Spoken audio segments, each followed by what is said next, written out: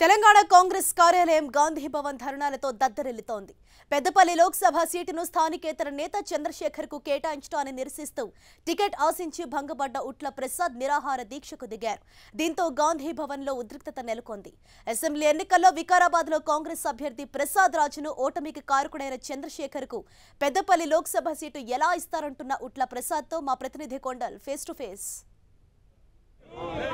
కాంగ్రెస్లో ఎంపీ సీట్ల లొల్లి ముదురుతుంది. స్థానికులకు స్థానికేతరులకు మధ్య ఈ లొల్లి ముదురుతున్న పరిస్థితి. ప్రస్తుతం పెదపల్లికి సంబంధించి పెదపల్లి ఎంపీ అభ్యర్థిగా ఏ చంద్రశేఖర్ను కాంగ్రెస్ హైకమాండ్ ప్రకటించింది. దీంతో అక్కడి నుంచి లోకల్ అభ్యర్థిగా ఉన్న ఊట్ల ప్రసాద్ ఇప్పుడు నిరసన దీక్ష దిగారు. గాంధీ భవన్ ముందు ఆమరణ నిరాహార దీక్షకు దిగడం జరిగింది. ఇంతకు అంటే పెదపల్లికి సంబంధించి మీరు టికెట్ ఆశిస్తున్నారు, మరి ఎందుకు చంద్రశేఖర్కి ఎందుకు వచ్చింటారు? మేము అనుకుంటా ఉన్నాం, ఇది కేవలం క్లోజ్డ్ రూమ్లో ఇద్దరు కూర్చొని ఏదో మాట్లాడుకొని, అంటే ఇంకా అనుమానాలు కూడా ఉన్నాయి, కానీ పార్టీ ఇంట్రెస్ట్లో మేము ఉన్నాం కాబట్టి అది మేము మాట్లాడడం లేదు.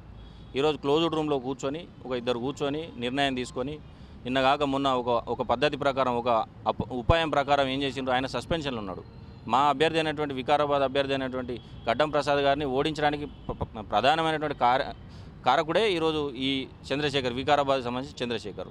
ఆయనను ముందు కోదండరెడ్డి గారిని కలిసి ఆయన యొక్క సస్పెన్షన్ మెల్లగా చాలా తెలివిగా సస్పెన్షన్ నుంచి బయటికి రివోక్ చేయించుకొని మెల్లగా ఏం లేదండి వాటికి పార్టీ ఇంట్రెస్ట్ మీద చేరుతున్నాడు అని చెప్పి తప్పుదో పట్టించి కోదండరెడ్డి గారిని కూడా తప్పుదో పట్టించింది. ఇలా ఆయనను పార్టీ ఇంట్రెస్ట్లో తీసుకొస్తున్నావు, రేపు పార్లమెంట్ ఎలక్షన్ ఉంది కదా, పార్లమెంట్ ఎలక్షన్ కోసం పనిచేస్తాడు, ఆయన మనకు ఉపయోగపడతాడు అనేటువంటి ఒక తప్పుడు ఆలోచన కల్పించి కోదండరామ్ రెడ్డి గారిని కూడా తప్పుదో పట్టించి ఆయనతో సస్పెన్షన్ రివోక్ చేయించుకొని ఈరోజు తెలివిగా ఆయనను తీసుకొచ్చి పెద్దపల్లి పార్లమెంట్ అభ్యర్థిగా ప్రకటించడం జరిగింది. ఇక్కడ నుంచి స్థానికంగా బలమైన నేత లేనందుకే మాజీ మంత్రిగా ఉన్న చంద్రశేఖర్ని తీసుకొచ్చామన్నది కాంగ్రెస్ హైకమాండ్ నుంచి వినిపిస్తున్న అభిప్రాయం. దీన్ని అంటే ఎలా ఉండబోతుంది? అది 100% తప్పు. మేము ప్రజల్లో తిరిగినాం, ప్రజల్లో ఉన్నాం. నా భార్యను జెడ్పీటీసీగా గెలిపించుకోవడం జరిగింది. నేను పార్లమెంట్ మొత్తంలో నా యూత్ కాంగ్రెస్కు సంబంధించిన ప్యానెల్ను గెలిపించుకోవడంతో పాటు నేను కూడా పార్లమెంట్ ప్రెసిడెంట్గా వివేక్ పెట్టిన అభ్యర్థి మీద గెలవడం జరిగింది.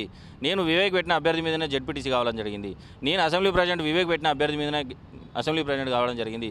సుదీర్ఘకాలంగా మేము లోకల్లో ప్రూవ్ చేసుకోవడం జరిగింది. మాకు ప్రజలతో సంబంధాలు ఉన్నాయి, కార్యకర్తలతో గ్రామ స్థాయిలో కూడా మాకు సంబంధాలు ఉన్నాయి. ప్రతిదీ డబ్బుతో పోల్చుకోలేము. అది తప్పు ఆలోచన అధిష్టానాన్ని. ఎందుకంటే మొన్న డబ్బులు ఉన్నటువంటి వాళ్ళకి 100 బీఫామ్లు ఇచ్చారు. ఎంతమంది గెలిచారో మీరు ఆలోచన చేయలేదా? భవిష్యత్తు కాంగ్రెస్కు సంబంధించి నాయకత్వాన్ని ఏ విధంగా పెంపొందించాలనేటువంటి ఆశ మీకు ఉండాలి, ఆలోచన మీకు ఉండాలి. కనీసం కొత్త వాళ్ళకు అవకాశం కల్పిస్తే, పార్టీ సాంప్రదాయ కార్యకర్తలకు అవకాశం కల్పిస్తే రేపు పార్టీని పట్టుకొని ఉంటారు, పార్టీని పట్టుకొని ఏడుస్తారు, పార్టీని పట్టుకొని పార్టీ అభివృద్ధి కొరకు ముందుకు నడుస్తారు. ఈరోజు మాకు గెలిచే సత్తా లోకల్లో ఉంది, 100% ఉంది. వివేక్ను కాదు, ఏ టీఆర్ఎస్ అభ్యర్థి అయినా తట్టుకునే శక్తి కేవలం మాకే ఉంది. ఈరోజు అది కాదని కేవలం మరి వికారాబాద్ ఏమాత్రం లోకల్లో లేనటువంటి వ్యక్తి, లోకల్కి సంబంధం లేనటువంటి వ్యక్తి, అసలు ఆ ప్రాంతానికి పరిచయం లేనటువంటి వ్యక్తి ఈరోజు మరి మన అభ్యర్థిని ఒడగొట్టి పార్టీకి వ్యతిరేకంగా పనిచేసినటువంటి వ్యక్తి.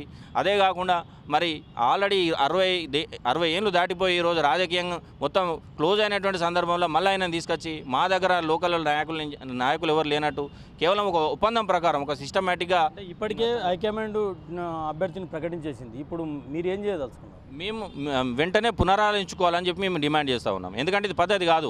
ఆ నిర్ణయమే తీసుకోకపోతే, పునఃసమీక్షించకపోతే ఏంటి మీ భవిష్యత్ కార్యాచరణ? హైకమాండ్ కనుక పునఃసమీక్షించకపోతే దాని మీద ఆ తర్వాత మా నిర్ణయం తీసుకుంటాం. మా లోకల్లో ఉన్నటువంటి కార్యకర్తల నాయకత్వంతో మాట్లాడిన తర్వాత మా నిర్ణయాన్ని మేము తప్పకుండా తెలియజేస్తాం. ఓకే, మొత్తానికైతే పెద్దపల్లి పార్లమెంట్కి సంబంధించి నాన్ లోకల్గా ఉన్న ఏ చంద్రశేఖర్కి ఎలా టికెట్ కేటాయిస్తారన్నది ప్రధానంగా లోకల్ అభ్యర్థి అయిన ఊట్ల ప్రసాద్ చెప్తున్నారు. మొత్తానికి కాంగ్రెస్ హైకమాండ్ ఇప్పటికైనా పునఃసమీక్షించుకొని అతన్ని నిర్ణయాన్ని వెనక్కి తీసుకోవాలి, స్థానికునికే అక్కడ ఎంపీ టికెట్ ఇవ్వాలన్నది డిమాండ్ చేస్తున్నారు. మొత్తానికి లోకల్ నాన్ లోకల్ సెగ ఎంపీ అభ్యర్థుల పూర్తిగా ఇంకా లిస్ట్ రాకముందే గాంధీమోహన్కు సెగ దాగిన పరిస్థితి ఉంది. దీనిపై కాంగ్రెస్ హైకమాండ్ ఎలా ముందుకెళ్తుందో చూడాల్సి ఉంటుంది.